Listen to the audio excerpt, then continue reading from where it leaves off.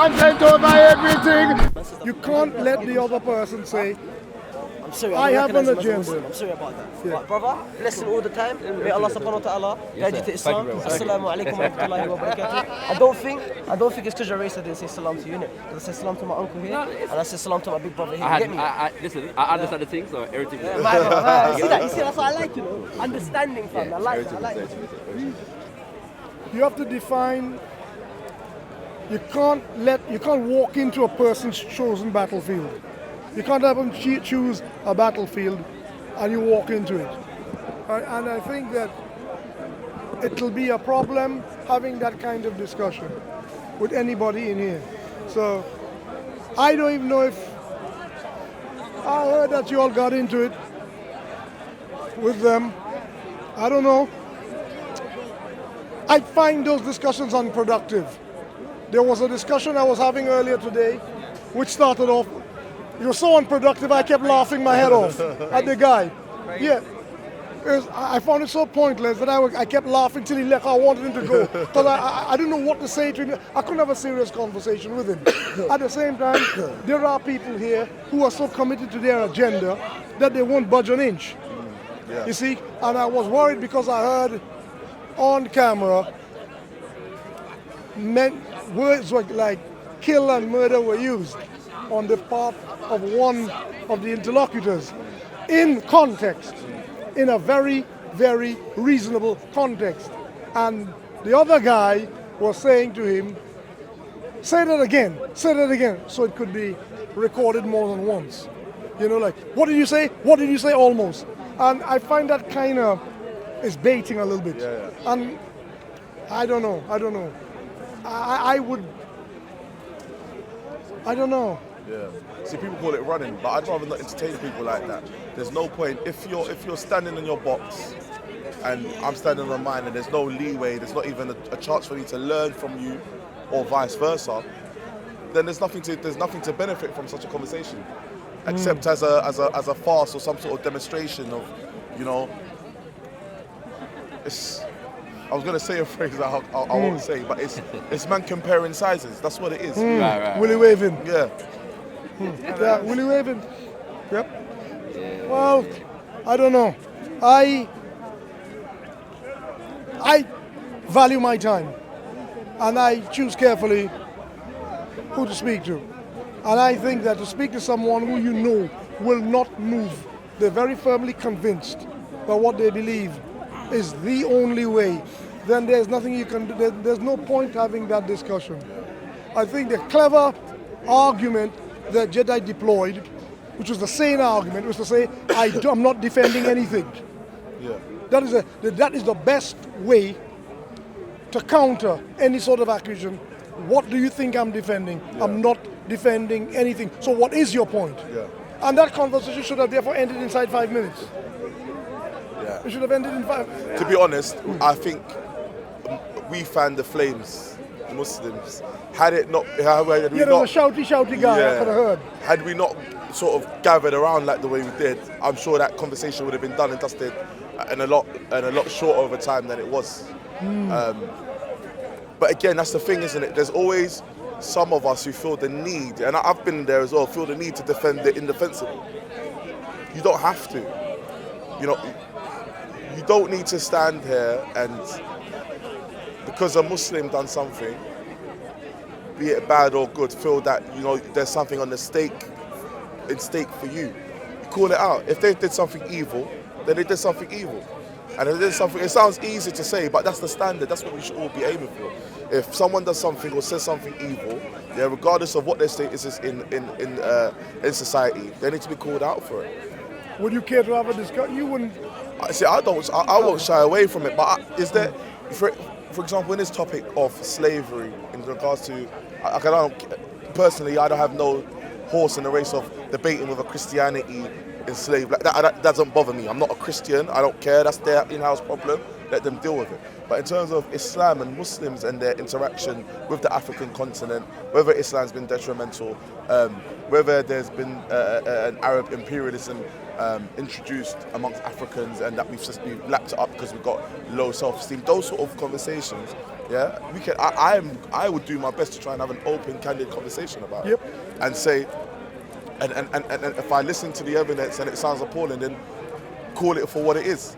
And if it's and if I feel like there is some justification for it, then I'll say it. But I'm not gonna. It's not for the sake of whitewashing Islam and making it look pretty for the masses. I'm not into the business of that, although I believe Islam does that in its own merit anyway.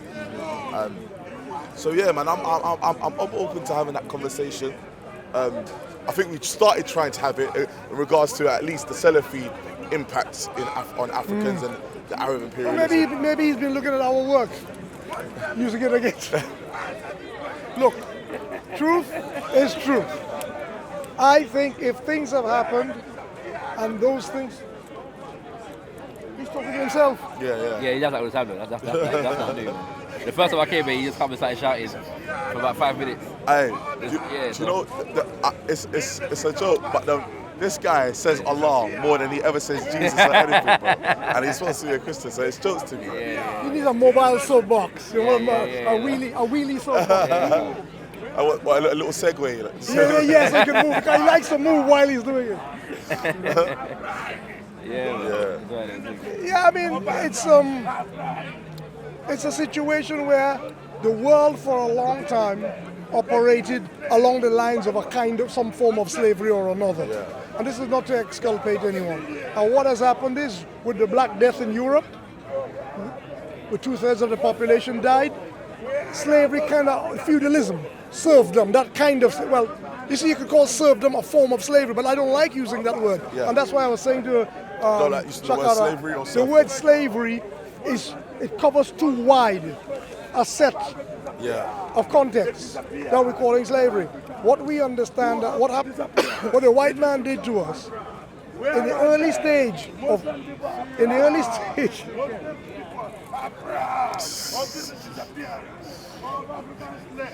in the city of Basra. Talk about the Zanjir. Talk about the Zanjir. You have about 1 million African slaves in the city of Basra. Where are they? Where are they? Where are they? They are crying. If we keep looking at him, he will lose his mind. If we keep looking, he will keep talking and he'll have a heart attack. He's not the first kind of guy like this. If we keep looking at him, he will talk till he might collapse. Do you know what? Sometimes I think to myself, if I spend long enough in speaking school, I'll end up like that.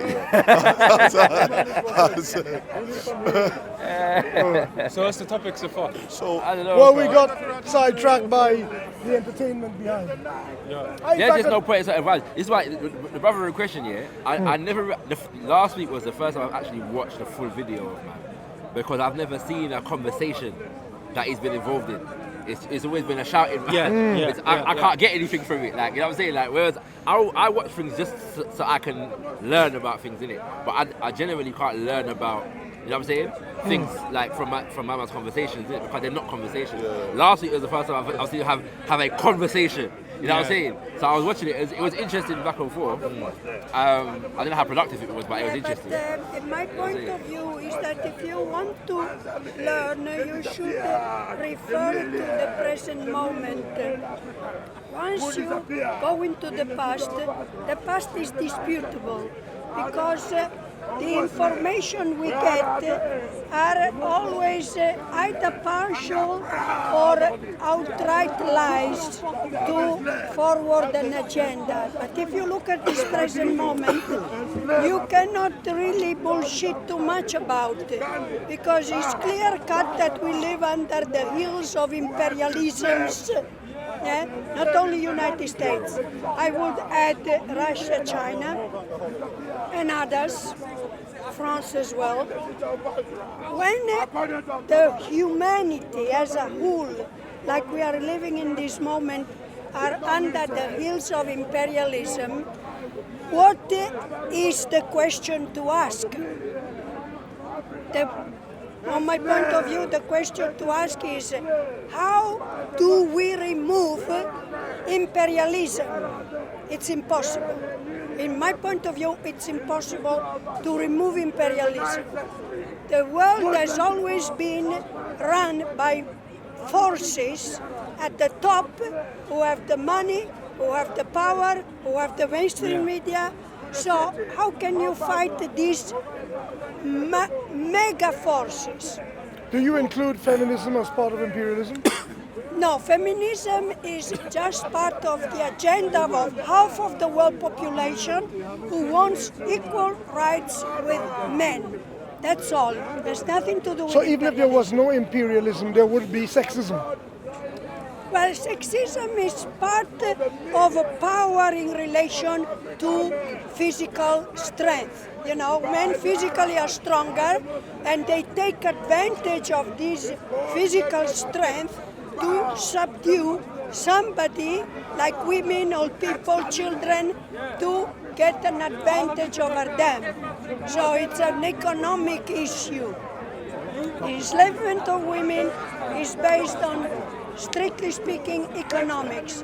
It's far more convenient to have 2 wives or 4 wives because they work more.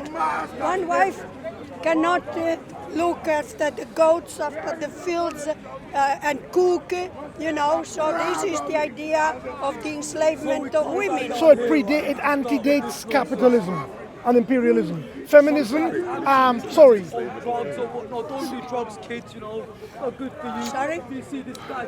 So sexism, Yeah. for which feminism has evolved a response, antedates or predates capitalism and imperialism. No, I would say that feminism itself is a private matter. There are women that are very assertive, even in very anti-women countries, and they get what they need or what they want, because they're very assertive and they know how to defend themselves. So it's not, in the world, then in Europe especially, it became an ideology of a counteraction to oppression, getting the vote, getting the equal rights.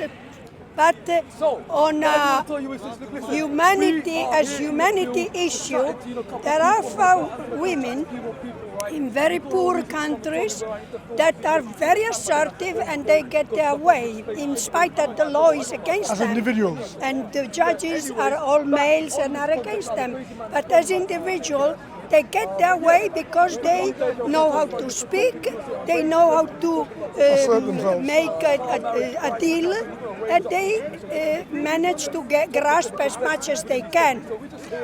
The reason I ask you this is because I'm looking at imperialism, capitalism, they're interlinked. But what has happened is they have had outgrowths. And one of the outgrowths that affects our people is anti-blackness. And that anti-blackness affects us. I know a lot of socialists call race politics false consciousness. Yeah. I don't accept that. I accept that racism is real in whatever form, but even in... I'm gonna go. I can't deal with it. Listen, I find this very, it's very, it bothers me a lot. I can't tolerate this kind of It's behavior. okay. No,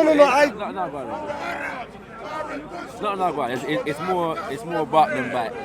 It's very theatrical, you know, there are people like that. He got what he wanted. Yeah, that's it. He got what he wanted. He won the crowds that he wanted. No, I got this point. He's saying, virtually in few words, he's saying that feminism is the product of this military aggression, and it came into existence because in certain cultures there are people who are more aggressive, and because they are overly aggressive, they tend to crush down other people. But the issue of women is based on fighting back on a personal basis. If a woman wants equal right, even in very, very backward country, they, you know, I give you the example of the Maasai in Kenya. Women in the Maasai there is polygamy. Sorry, I really enjoy this conversation. Yeah, come again next come in the time. daylight. I don't at night. I call this vampirism. Yeah, It is- energetic vampire. Keep talking. I'm saying I don't want to like leave a point and run. But how I felt is that feminism is a response to certain elements, you know. So and it has its place. And also we are about Pan-Africanism because we found anti-blackness. Me too. Yeah, I know you are. But let me run. We'll talk about it I another tell you time. why I'm an Africanist. Mostly because the African population as a whole, I'm not talking about this tribe, that tribe, have been stripped of their tribal identities. Tribal identity is extremely important to safeguard you as a person entitled to your own human rights. So, how do you defend your human rights when you don't have any kind of identity or culture or background that gives you a status within the human race? You know, if We you- understand each other, I think. if you don't have that status, then anybody can enslave you and crush you down. And Pan-Africanism is an attempt to preserve the tribal identity that has been stripped off for the last 400 years since slavery came into existence. And because these African population have been stripped of their African identity or identitarianism, they have become very hostile to each other, trying to rebuild this tribal identity. You know, they're saying, oh, that tribe is a sellout. They cater for the invaders. Divide and rule. They don't criticize the history of suppression, of ruthless exploitation. So, obviously, the fact that there is so much violence in Africa is strictly due to the fact that of not having a tribal identity that is being wiped off. They try to rebuild it, but is continuously crushed down by the colonialists in the name of imperialism now. Obviously, you don't call it colonialism now. Now is imperialism. When I talk about, for example, these Iranian shot an American Ukrainian aeroplanes, and it was definitely an error, you know, like shooting the Lockerbie Panam or shooting the other one in '98. You know, these are errors that when there is a war zone, error unfortunately take place. But to take one side against the other, it doesn't make any sense, because you don't bash the American imperialism when there is also Russian and Chinese imperialism. You can do that, because imperialism is an entity above the interest of whoever is better off aligning with China and whoever is better off aligning with the United States.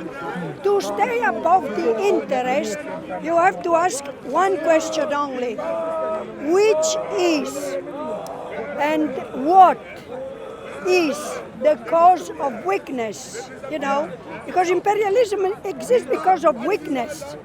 So you can't say, oh, the Africans are too weak, they have the Chinese there. It's not true. We are all weak as working class because we don't know how to confront these mega powers that oppress the whole of humanity. Obviously, Washington is the biggest murder capital in the world, but the others are going along that line, which is the line of neoliberalism, you know? I will bow out. Lovely speaking to you. Yeah. We shall speak during Yeah. the daylight hours. Yeah, well, it is important to put the dots. on the eyes. Yeah, lovely talking to you. Yeah, I was see just you. adding the factor of anti-blackness, why we seem to specialize in an area. Your area is important. All areas are important. Yeah. But we specialize in one area. You know, I just came back from Africa, so Where did you go? obviously, well, I go to French Guinea because I'm the friend of the minister. Guinea-Conakry? French Guinea, French, you know, is West Africa, West Africa. Guinea-Conakry. That's Guinea-Conakry. Yeah. It's Guinea-Conakry. Yeah, the other Guinea was Bissau. Portuguese. Yeah, That's was Bissau. Portuguese, yeah. No, that is they speak French though. Yeah. But Sekou Touré is Guinea. Yeah. Yeah. Listen, we talk next week, yeah? I have a question of interest for you. You said that it's impossible to overthrow imperialism. No, I never said it's impossible. Okay, so yeah, clarify what you said. No. In order to overthrow capitalism, you have to figure out which social force can do that. Right. Because whoever is in power is imperialist. Right, yeah. Either China, Russia, or France as well. You know, they tend to want to preserve the neoliberal world order at the expense of the working class of the world. So the working class has this humongous, colossal duty of confronting this mega power that wants to enslave the rest of humanity, especially the working class, in the name of the god money and banking system and multinational penetration of the poorer countries at the receiving end of this machination. Because what is imperialism after all? Is one nation dominating weaker nation, weaker economically, weaker culturally, psychologically, and strictly speaking, weaker in the workplace. They can't form trained unions, they can't fight back, they can't impose regulations such as, regulation against harmful chemical or harmful work practices. So how do we as working class remove the weakness? This is the clue of the matter. Power is power, so there's no way you can change it. But you can confront that power and win against that power with the organization of the working class worldwide. One example is France.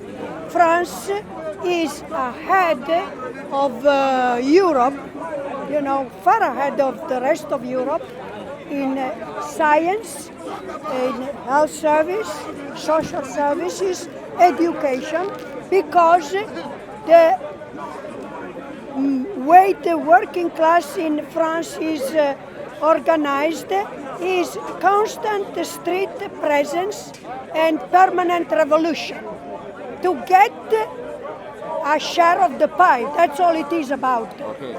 So when the working class is organized and can fight back, you have a system that is forced to introduce reforms. But reformism is not going to destroy imperialism. Right. Reformism is always something that occurs within the boundary of a nation of rebellious masses. So those masses, because they are rebellious, they get their own share. They get whatever is useful to them to have a more dignified existence and be more educated and healthier than other population that don't fight back. But this is only within France. Right. It doesn't benefit the rest of Europe, certainly not England. And if it is only within the confine of a nation, how do you spread it? After all, the French learned how to do revolution. How? Only one way. You only learn how to do revolution by doing revolution. If you don't do revolution, you never learn. You have to be in the streets. 11 people got killed because they are brave people. The French are brave. And why they're brave? Because they suck the blood of 14 African countries, they get taxes, and they can provide for the population. But the population, because it's provided for, they are in the streets, they are revolutionaries, they are rebels, because they started on a higher level of human dignity that is missing in this country and in the rest of Europe. That's how it works. So would you say that, as far as Europe is concerned, the French working class is the most organized working class? Yeah, they are very united when it comes to claim a right to a dignified existence. Right. Even pensioners, old people, over 60, 70, in the streets, beaten up by the police, you know. But they fight. Their motto and their banner is fight back. Permanent revolution, fight back. That's the only way you can defeat imperialism once and for all. If the working classes of the world were as organized as the French are, then there would not exist neither neoliberalism nor imperialism. That is the way to defeat 8 bastards that own more wealth than half of the world population. Can I just add to that? I've been watching the news recently, like for the past few months, maybe a year. I feel like revolutions now, the state, imperialism is actually creating revolutions for its own interests. So like you have Libya, for example, and you have Syria, where foreign mega powers like the United States were a massive contributor to instigating and also facilitating these revolutions. Yes, that is true. And I believe in that, yes. The US forces, for example, now, they've taken the oil reserves, all the areas where there's like lots and lots of oil in Syria. And they've taken that for themselves. Donald Trump says it himself. So not every revolution is good. It has to be organized and by the people of the working class. But the problem of these countries you are talking about, the Gulf, Syria, Libya, you have to understand that these countries come from an extremely disadvantageous situation, whereby they are the most oppressed because they have the natural resources. Because they have the natural resources, they are kept into a system of utter feudalism. It's not even considered, cannot be considered any kind of society. You know, they cannot even be considered countries. They are sheikhs. They are living in total feudalism. To remove the weakness from feudal countries is virtually impossible. The imperialist power know about the weakness and they foment so-called revolution, which are not so-called revolution. They are strictly fomenting inner rivalries and hatred and mafia dealings. They are fomenting them because ethnic tension creates a host of opportunities for imperialist powers to move in. So this is not a situation where you say, oh, there is a revolution and has been done to oppress them further. Of course, it is the way that gives oligarchic power the possibility to move in and kill especially those who, on the contrary, are a bit more politicized and fight forces like ISIS and Saudi Arabia and all these very backward sheikhs, you see. So it is quite a different picture from revolution you would have in Europe and a revolution fomented by imperialist power in poor countries. It's a totally different scenario, because those you cannot call them revolution. Those are tension, ethnic tension, mostly mercenaries and very backward forces that foment this state of unrest and these killings to give a host of opportunities to United States to move in. And when I talk about imperialism, I would distinguish between Washington imperialism and Chinese imperialism. They are two different things. While at least the Chinese work hard and build hospitals, schools, the Americans bombs hospital, bomb schools, so it is different. It's still imperialism, but there is a difference. One works hard, the other one kills and robs. That's a big difference. Okay, but I really appreciate also your input because you are very informed. And I don't know if you travel in Africa like I do, but I really like your videos. I always put a like when you speak. You are a great gentleman. These gentlemen I don't know, and I don't know, maybe you also are a speaker, I don't know. No, I'm not. I listen to the brother's videos and I agree with he's a great gentleman, really. Thank you very much. Yeah, he's very, very good. You are very informed, and whenever you make a video, I'm the first in line to watch it and put a like. Much appreciated. You well deserve it. Thank you very much. And I'll see you next Sunday. By the way, next Sunday, I will be coming here with Russia next Sunday around 1 o'clock. And we strictly talk about sexism in the park and the women issues. Unfortunately, Betty, I think, is having a baby, so she cannot come. And Zubida is in Algeria. So, but me and Russia are quite informed about the subject. Yes, sir. Thank you very much. Look forward to it. See you next Sunday. Ready? I come to the end. Jay's going to do his presentation. Okay. Do you want to move a bit over? Yeah, a bit over maybe would be good. Come take over everything from your melody. Come, man, say it straight. Man, don't listen to BBC. Man, don't listen to ITV. Listen. Are we ready? Okay, cool.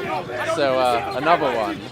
This week I'm going to give my top 10 of the worst, most unjust, most oppressive, most harmful, most ineffective and most stupid things about Islamic law, aka Sharia. This is going to be a long exhibition of the evidence. So as to save time, I'd recommend reading the transcript that I'll post below, which will also have extra links and evidence that I won't mention here. So, settle down and get a cup of Joe and maybe don't try and watch this all at once, and we'll get right into it. In brief, here they are. Not every one of these is a universal across Islamic law, but I will make the scope clear when we get into it. So, female genital mutilation, religious apartheid, lower legal rights and protections for non-Muslims, the death penalty for converting away from Islam,